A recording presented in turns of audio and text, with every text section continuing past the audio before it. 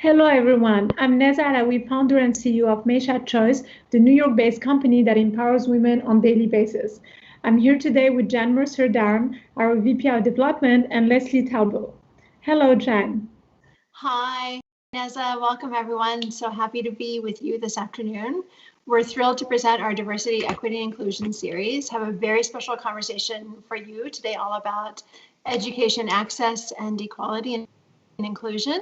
As Nessa said, we are Mayshad Choice. We're an enterprise of brands for women by women, connecting women to each other and to the companies, causes, and institutions that champion equity for women, professionally and personally.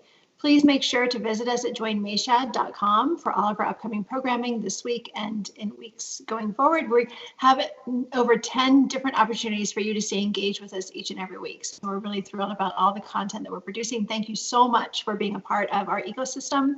And make sure to type in your questions for us during the course of our show today. We'll make sure to answer them at the end. And welcome. Thank you for hosting us.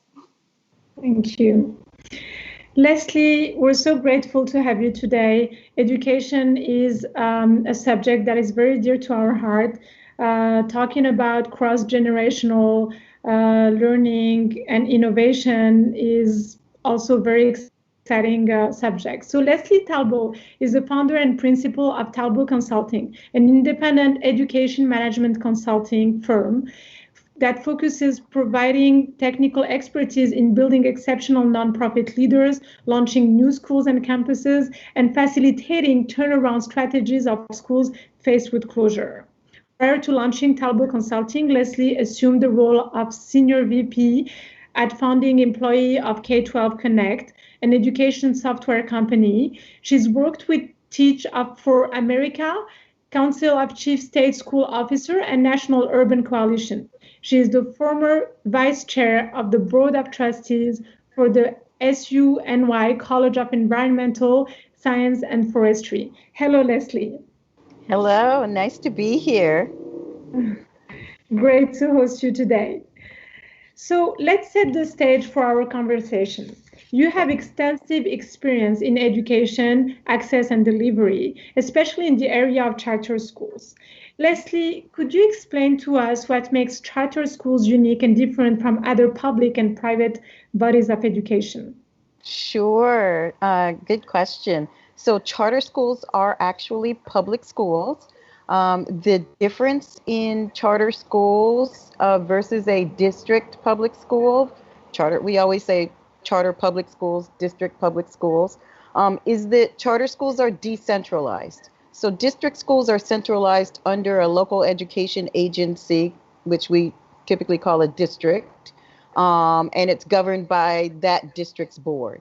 A charter school is an independent school or set of schools that become their own local education agency, also governed by a board. They're nonprofit organizations in addition to being their own local education agency. The big difference program-wise is that charter schools are allowed some flexibility around curriculum and instruction. However, they must meet the same federal, state, and local education rules, regulations, and laws that district public schools must meet. The last piece is that depending on the state and the location of the charter schools are not required to hire union employees. We know that the education system has been quite disrupted during the time of COVID-19. You said that what is happening to education is the same as what's happening to small businesses. What do you mean by this? Yes. So to draw the analogy, right now we see large corporations because they've had, a surplus or, revenue in storage, if you will, or even capital and supplies, on hold. They're seeing a downturn, but they're going to be able to weather this situation or COVID-19. District schools, because they are centralized, they must wait for the district to determine, how to respond. So, for instance, in charter schools, for the most part, on the Northeast corridor, They didn't. So because they operate as their own LEAs, the decision to go remote or the decision to go blended learning is one person. So in response to the pandemic, when the schools closed, district schools took a long time, about 2 weeks, to get online. And that's the best case scenario. That's New York City and Boston, and then DC on the Northeast corridor. And then the other states followed about a month later. The middle of the country, there are many states that they still aren't online. District schools are still not online in the middle of the country or the South. And then you have California, where you've got some areas, the large urban areas, where they're online. For the most part, charter schools in the states with strong academic accountability, like SUNY here, the State University of New York here in New York State, is an authorizer. They are requiring their schools to have every student online for 4 to 4.5 hours a day. And they are pretty much meeting that goal around 80% of students, versus the New York City Department of Ed, where if they log on, they're counted as being attending this, not necessarily learning something for 4 hours a day. So this idea of, when I think of, when we discussed this before, this issue of equity, everyone around public education, everybody is focusing on Wi-Fi, devices, and I am the first person to say that that is extremely important. None of us could do this if the companies had not provided broadband to families, and if the devices, particularly Apple and Google, had not provided devices with hotspots to schools, we wouldn't be able to do this. But the other piece that's getting less attention is the fact that you have whole hundreds, thousands of teachers who are not trained to provide digital learning. You have schools that did not have digital learning platforms like Google Classroom, Summit, and all the other ones, Khan Academy, etc. So you have schools that literally, because they weren't doing these things, had to figure out how to do it, and many of them just haven't. So you've got hundreds of thousands of students who are not learning right now. Thank you for reminding us of this. Leslie, I have a daughter on 5th grade, so elementary school, and a daughter in 6th grade. And when I moved to New York, I put them in the private system, and then I decided to try the public system, because I'm not someone who just fits in a box out of fear to test things. So I really tried it with curiosity, and it was the first time that they were going to be in the public system in their life, and they're enjoying it so much. Right. And we have that comparison level. They don't have more students than in classes in their private school. The means that are there, the teachers are so lovely. So I would like to share that with the audience. I know that there is so much effort put into providing children with the right education, the right meals, and I'm a big supporter of that. I have also personally been taught for a semester at CUNY, City College here in New York.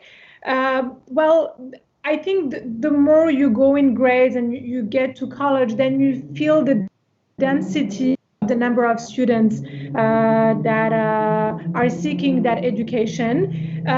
Do you have anything to say about that in the system? How the budgets are spread? Is there a struggle at a higher education than elementary? Sure.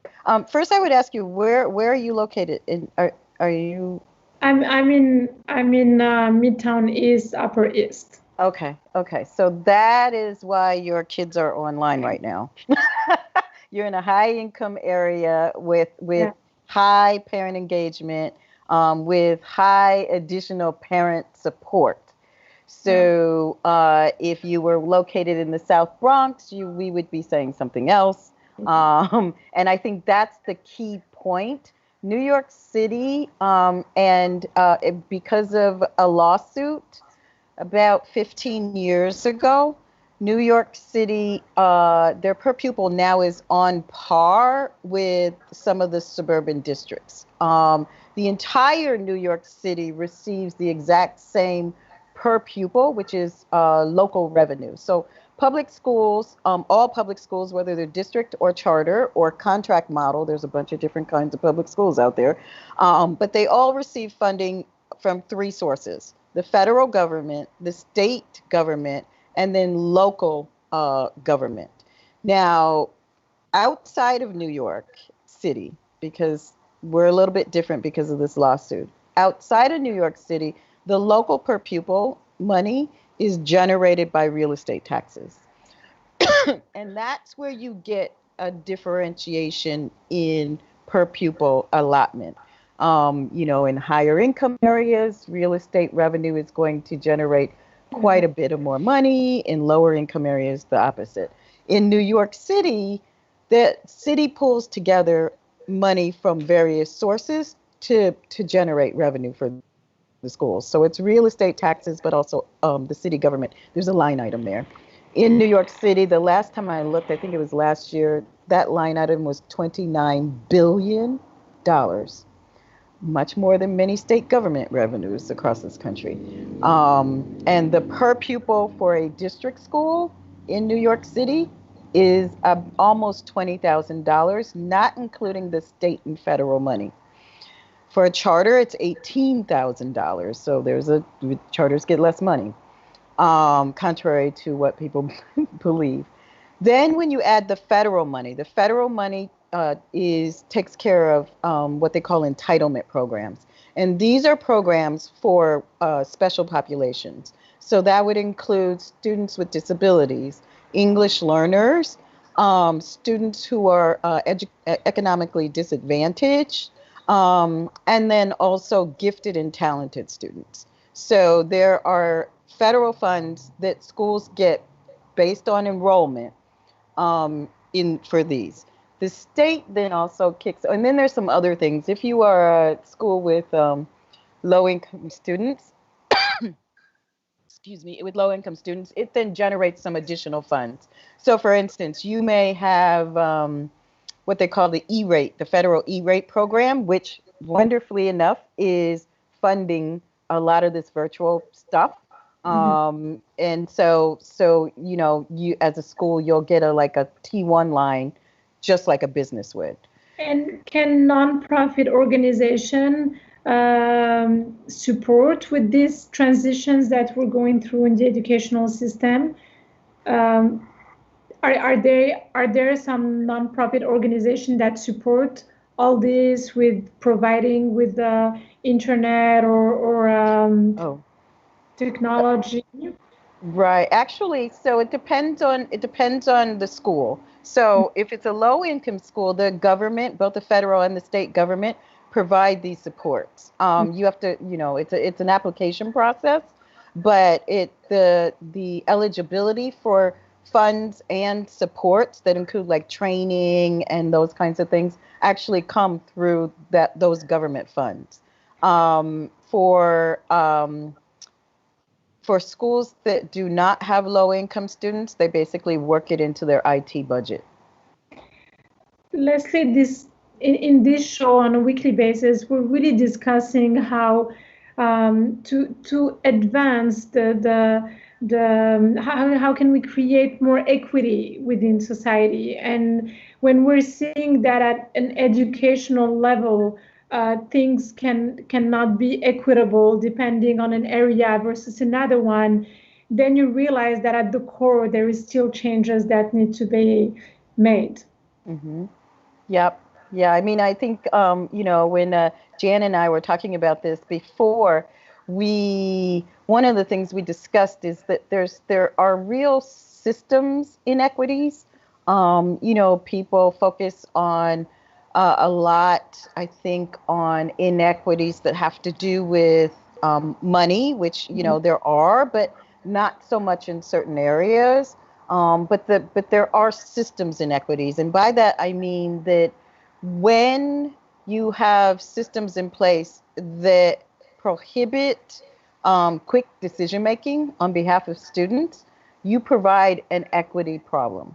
And case in point, we had a pandemic, schools had to close, and because of the bureaucracy and systems that are in place in the majority of public schools around the country, we have had schools unable to provide instruction.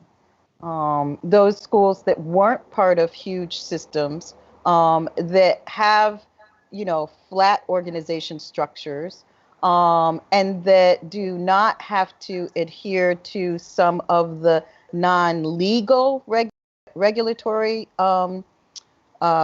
compliance requirements, they have also been able to move more quickly. So typically, you see that play out in small suburban districts, where you've got a small central office, with not so much hierarchy. So decisions can be made quickly, and these decisions include all of those decisions that are needed around teaching and learning. The other place we see this, in the public sector, is in charter schools, because like small suburban districts, their decision-making process is involves 1 to 2 people. I can't stress that systems piece enough. I mean, seriously, I can't, because it's not, even when there isn't a pandemic, when you are looking at students within a school that perhaps may not be performing at grade level, and that if you could group them differently, if you could reschedule them, for an extended learning time, if you could provide a different curriculum, if you could put 5 teachers in a classroom, all of those decisions that I just mentioned to you require, in a district situation, some regulatory challenge. On a charter, they don't. Leslie, thank you. Mhm. This all also pertains to the achievement gap too. And in our conversations earlier, we were talking around just the fact of kids not being in a physical classroom on a daily basis, and the racial and class stratifications because of that. Mhm. And the amount of time then this means in the sense of backtracking for them in their own professional and academic pursuits. What does that mean then at the end of the year? And what are the cumulative effects of that from an economic perspective? How will this really impact our economy? Yeah, this is really, I don't think that we've all grasped what this is going to mean in 15 to 20 years. So just a tiny bit of background. Low income minority kids enter kindergarten 3,000 with a 3,000 fewer word vocabulary than middle and upper middle income white kids. So just think about that. 3,000 words you're missing at 5 years old. That increases exponentially each year unless the student is attending an extremely high quality school that's designed for their needs. So that's the background. So when we look at the existing achievement gaps already, because of that entrance into kindergarten, and then the fact that many low income, kids of color attend schools where the performance is very low. A lot of times people blame the kids and the parents, not the kids and the parents' fault to figure out how to educate a kid. So so that's just exacerbated. And what we've looked at, there's models, how like every day we're hearing about like financial models in response to the pandemic.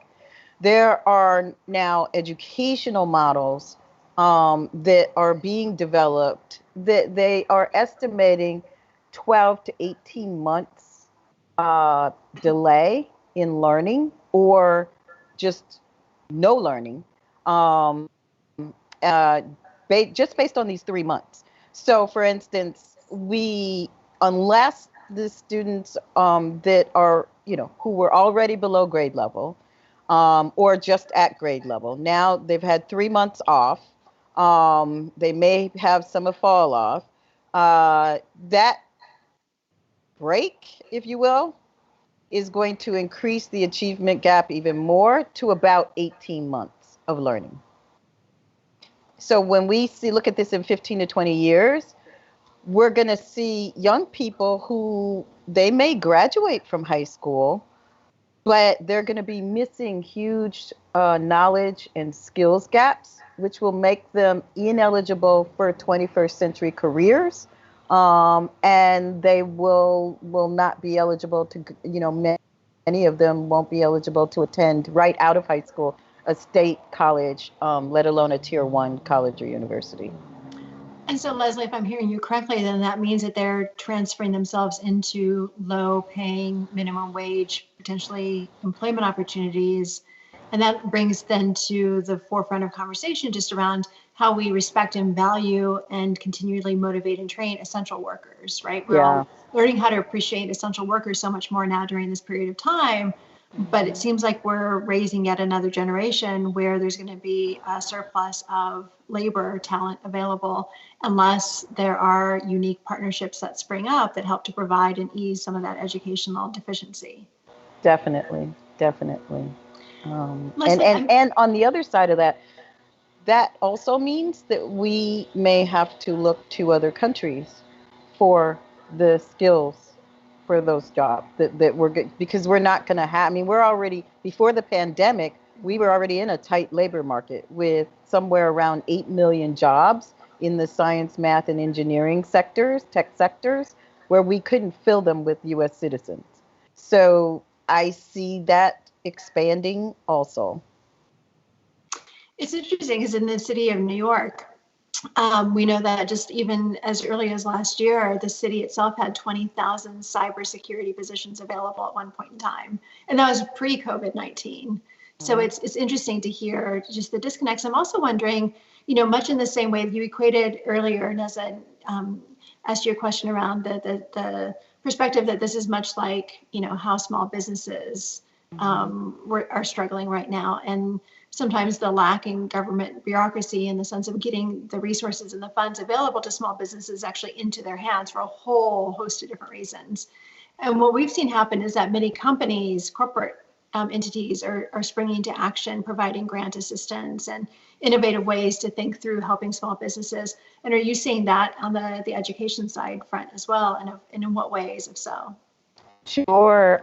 So, we, in this country, I don't know if you guys know this, so we spend more on public education than any developed nation in the world. And we have some of the lowest results as because of that. Not because of that, but you would think that since we spend the most money, we would have the best results. That's not necessarily true, especially across the country.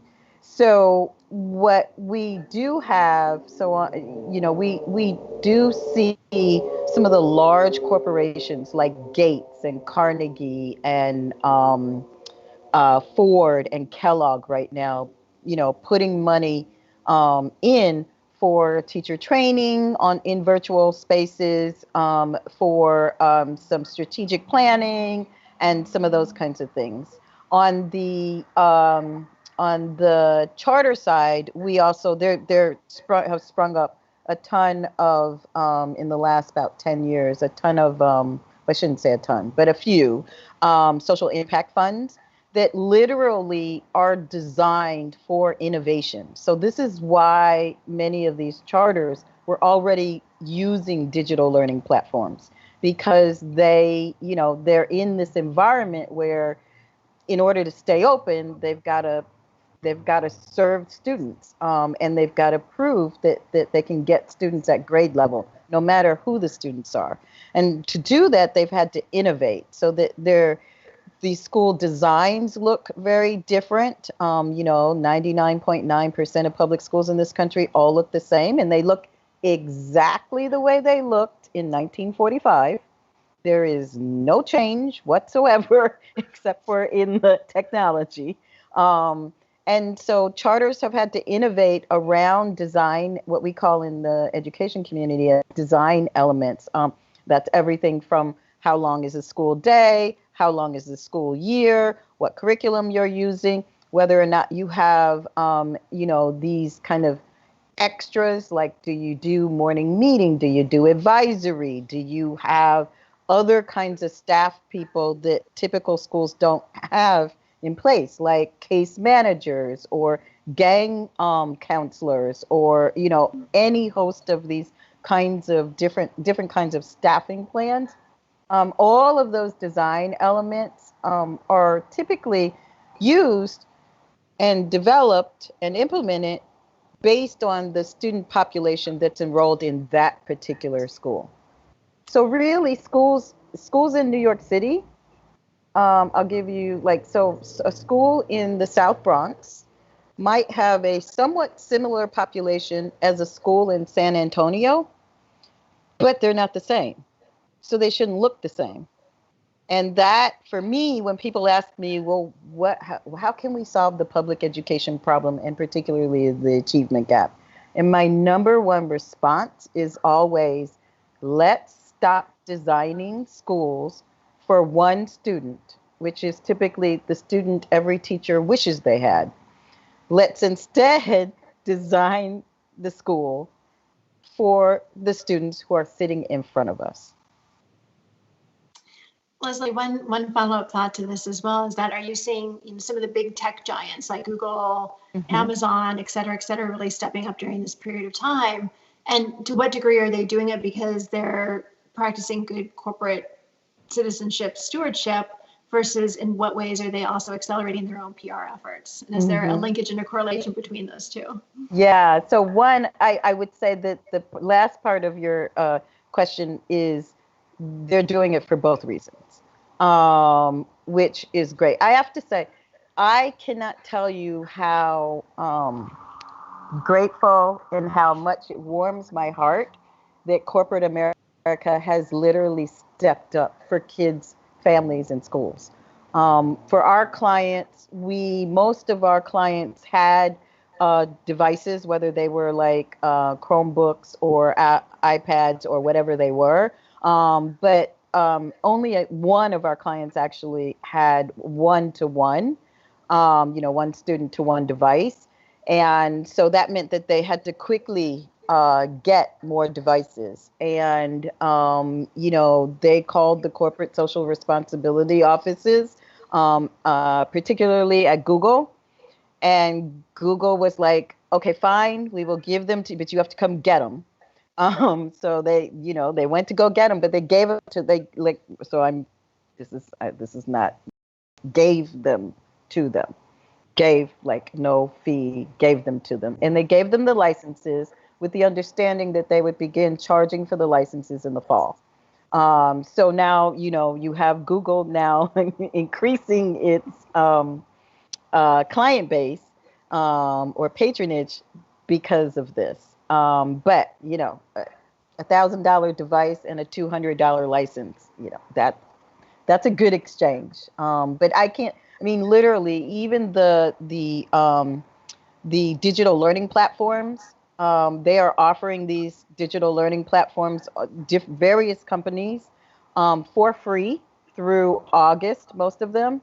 And then at the same time, I don't want to forget the civic and arts organizations that have offered, literally, we just did for one of our client schools, a project around museum tours around the world, and they provided curriculum, all for free. And so everyone, corporate America, government, through arts and civics organizations, and nonprofits, have stepped up to provide services, mostly curriculum and instruction, and also strategy to schools. Thank you, Leslie, for all this data. It's so interesting because we don't know everything that you're talking about. We know that schools had to shift to digital for the ones that could. At the beginning of the pandemic, as parents, the first thing was, why aren't schools shutting down? And then you realize that no, schools are not shutting down because some kids are being fed through those schools, and that the government needs the time to find those solutions. how can we talk about diversity and inclusion when the educational system is the same for everyone? And as you said, it is not encouraging that diversity because there is a diversity in the minds. As a child, I was definitely one of those creative learners who became a successful entrepreneur. And I was in a European educational system that can be even more academic than what you find here. And yes, I was really struggling, and I was being totally marginalized when I got to middle school, and then I shifted to an American system that offered me more creativity. But now we're realizing that even here in America, there isn't on the public system a mindset that offers that ability for kids that are more able in sports, for instance, to have a strong degree that will take them to the same university as the one that is more able in arts than the one that is more able in academics. My next question to you, Leslie, is to talk a little bit about the differences on a geographic level. You've touched a point about it earlier, but if you can explain to us about the real differences that are out there on a national level. Sure. Before I do the geographic piece, can I address the arts and the creative learn? Because I think you bring up a really that is a very, very good point, and really does hit home on school design. So I'm not a parent, but I have godchildren and I have little cousins, and I've been my entire career around kids. So I know that every kid is not the same.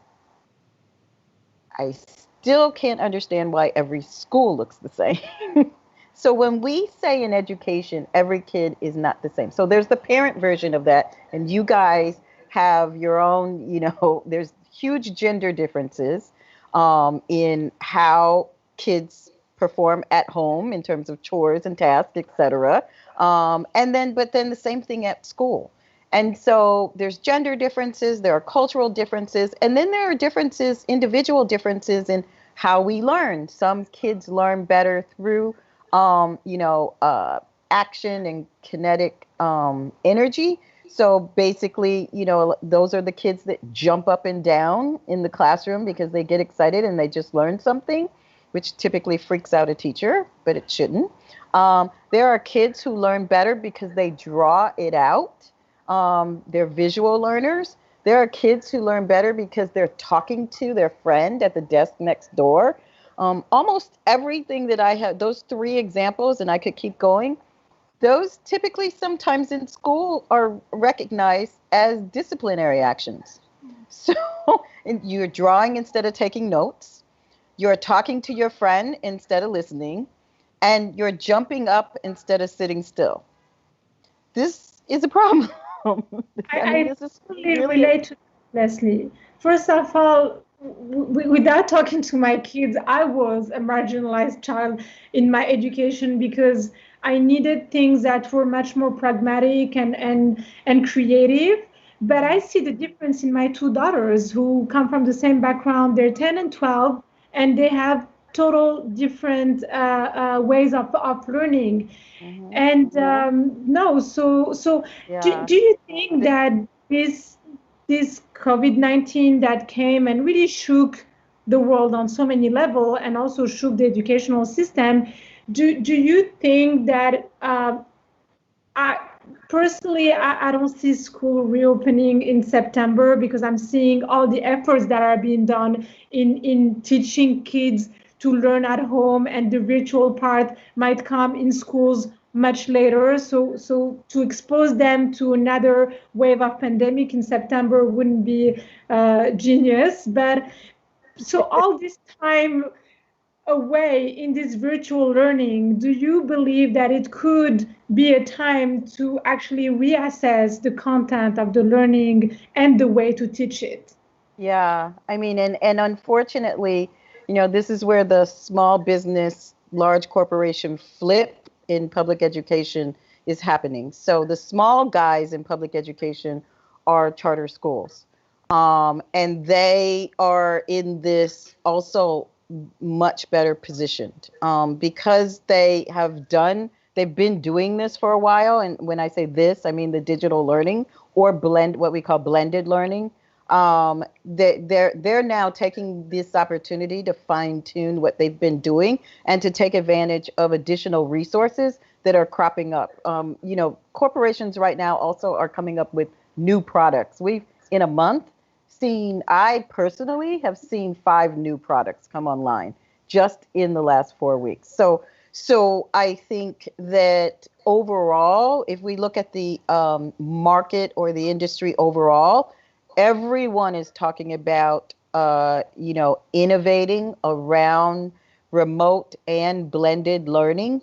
I do believe, though, that in those places where schools have staff that are technologically advanced. Let's just call out the white elephant in the room. A good percentage of teachers in this country can't use technology. So in those instances where we are seeing, where they were already well positioned, we're going to see even more innovation. In the areas where we haven't, unfortunately, those schools are going to fall further in line. I mean, I have to just literally tell you guys, Indiana, Kentucky, parts of Illinois, parts of Wisconsin, about half of Michigan, the kids are not doing anything, and neither are the teachers. And so those are just the states I know. So I think when we look at, like you said, in the fall, we're working out strategy right now with our clients on how do we go to a blended situation, flipping so that you maybe have X number of students in a school with similar to what corporations are going to do. A small subset of students will be in school and the rest will be at home. And then the next week or 2 weeks later, you flip it just to try to keep everyone safe. We're looking at that. We're also looking at elongating the school year. Now, and everything that I'm telling you right now is a union regulation problem. So this is why charters are going to be better positioned. Elongating the school day, because if you have parents that are at work, older siblings that have to take care of the younger siblings, those kids might have to go to school at night. So all of those things, I think, are possible, but schools that have less bureaucracy and regulatory challenges are going to be able to rise to those adversities much quicker and to a higher quality. I sort of answered your geographic situation.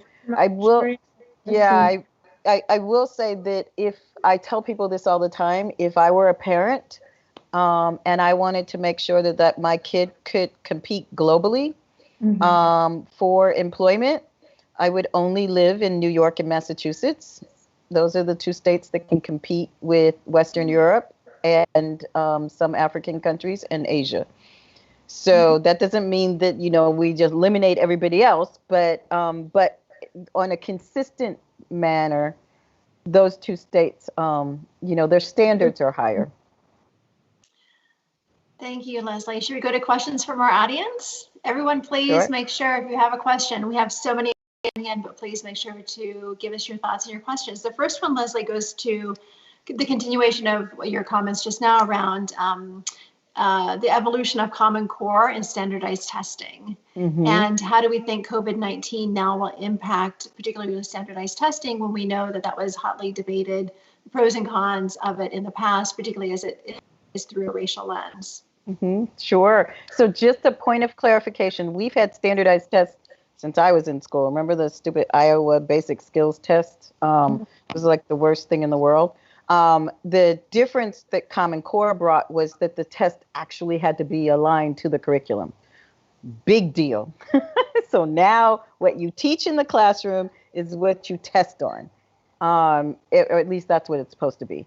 So this spring, I believe all but 2 states eliminated their state testing for the spring. Most states test between March and June, and so everybody got rid of them.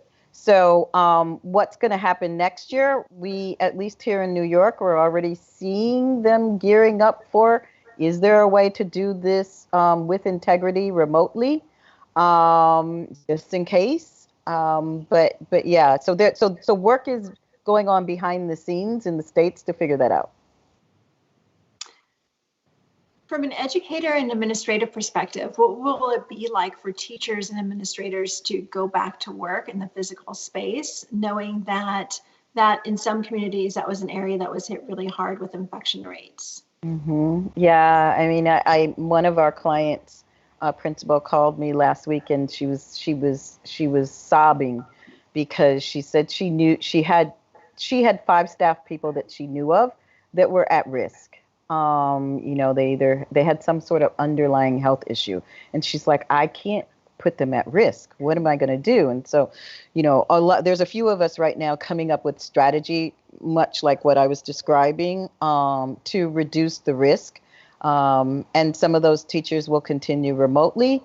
And some of them will be involved in the flipping and whatever else we decide. But yeah. And again, the schools, unfortunately, it's much easier to do that on one school with 300 to 500 students versus a district with 1.2 million students.